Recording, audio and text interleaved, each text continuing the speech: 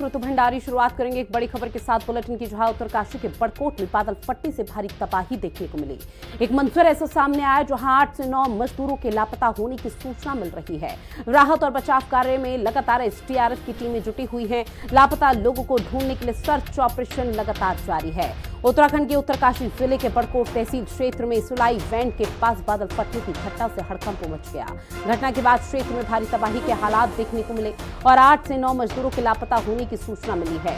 राहत और बचाव कार्य के लिए एसडीआरएफ की टीम मौके पर मुस्तैद है। पुलिस और राजस्व विभाग की टीम भी मौके पर पहुंच गई है और रेस्क्यू शुरू कर दिया गया है। सर्च ऑपरेशन की शुरुआत कर दी गई है। ये तस्वीरें आपको दिखा रहे हैं, जहां आपको बता दें कि बादल फटने के बाद किस तरह से भीषण तबाही देखने को मिली है। हालांकि अभी कोई आधिकारिक तौर पर सूचना नहीं आई है, लेकिन माना यह जा रहा है कि कई और भी ऐसे गांव हैं जो इस बादल फटने से प्रभावित हुए हैं और भी कई ऐसे लोग हैं जिनको भारी नुकसान पहुंचा हुआ है।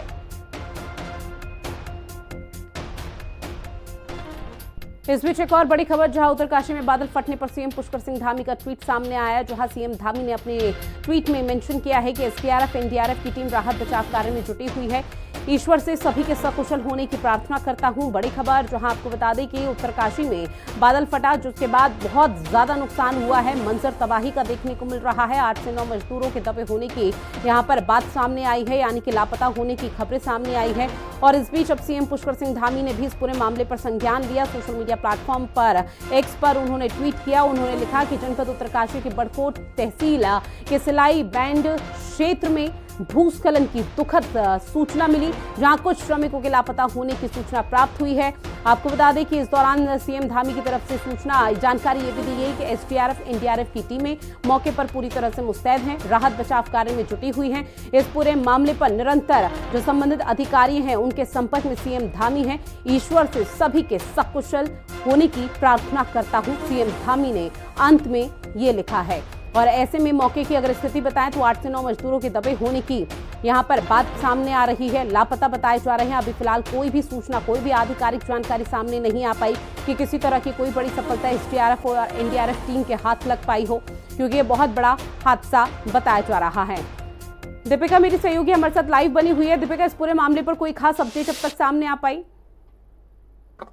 जी देखिए, अभी तक तो ऐसी कोई अपडेट सामने नहीं आई है, क्योंकि 8 से 9 मजदूर जो है वो लापता बताए जा रहे हैं। क्योंकि देखिए, पहाड़ से इतना बड़ा मलबा आया है ज्यादा मात्रा में बादल फटने के बाद, ऐसे में उनको ढूंढना काफी मुश्किल साबित हो रहा है एनडीआरएफ एसडीआरएफ और पुलिस के लिए, क्योंकि मलबा इतनी भारी ज्यादा इतना अर्था है कि मुश्किल साबित हो रहा है। ऊपर की जो मशीनें हैं वो वहां तक पहुंचने में उनको हो रही है, क्योंकि रास्ते जो है वो टूटे हुए हैं, जगह जगह मलबा जो है वो आ रहा है। ऐसे में जो मशीनें होती है जरूरी रेस्क्यू के लिए और भूस्खलन के बाद जिन मशीनों से रास्तों को साफ किया जाता है, वो मशीनों तक वहां पहुंचने में मुश्किल साबित हो रही है, लेकिन कुछ ही देर में वो पहुंच जाएंगे, ऐसी अपडेट अभी दी गई है।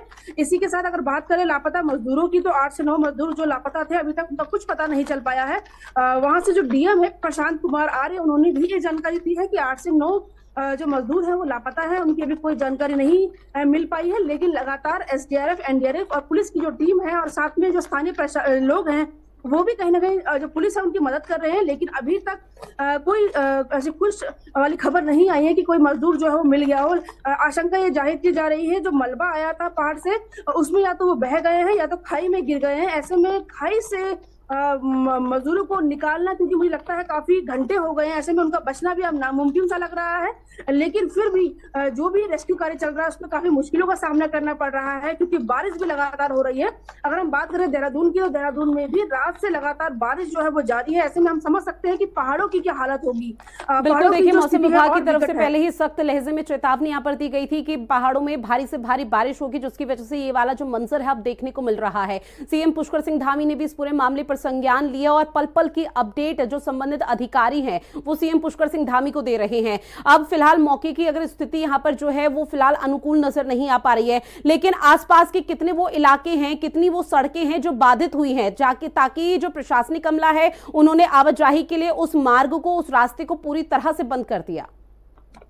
जी बिल्कुल, देखिए, अभी जो गढ़वाल कमिश्नर है विनय शंकर पांडे और आपदा सचिव हैं विनोद कुमार सुमन ने ये जानकारी दी है कि चारधाम यात्रा आज के लिए स्थगित कर दी गई है। चाहे केदारनाथ हो, यमुनोत्री हो, गंगोत्री हो या फिर बद्रीनाथ की यात्रा आज के लिए स्थगित कर दी गई है। मौसम विभाग के अलर्ट को देखते हुए लगभग 4 से 5 दिन का यह अलर्ट जो है वो मौसम विभाग ने जारी किया है। ऐसे में जो यात्रा है उसे आज के लिए स्थगित कर दिया गया है।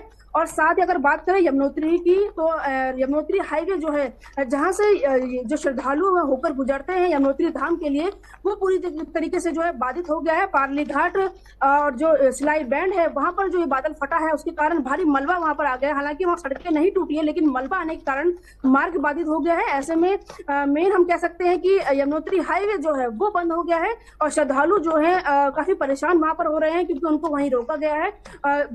2 रास्ते जो है उत्तरकाशी के अभी फिलहाल बंद है।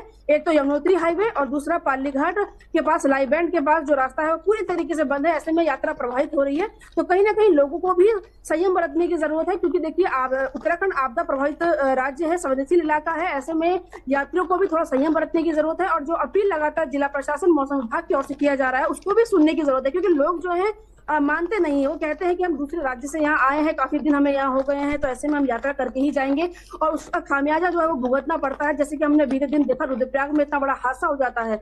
तो कहीं ना कहीं जो अपील की जा रही है उसको भी जरूरी जो है सुनने की जरूरत है। लेकिन साथ में मैं कहूंगी कि जो आपदा प्रबंधन है उनकी भी कहीं ना कहीं लापरवाही इसमें है, कि अगर जो वैसे इलाके हैं जहां पर आपदा आती है या लैंडस्लाइड होता है या बादल फटने की अक्सर सूचनाएं आती थी, ऐसे में आपदा प्रबंधन विभाग को या पुलिस को वहां पर लोगों को पहले से ही सचेत करना चाहिए था। लेकिन ऐसी कोई जानकारी मजदूरों को नहीं दी गई, जिसका खामियाजा हम दे सकते हैं कि इतना बड़ा हादसा वहां पर हो जाता है।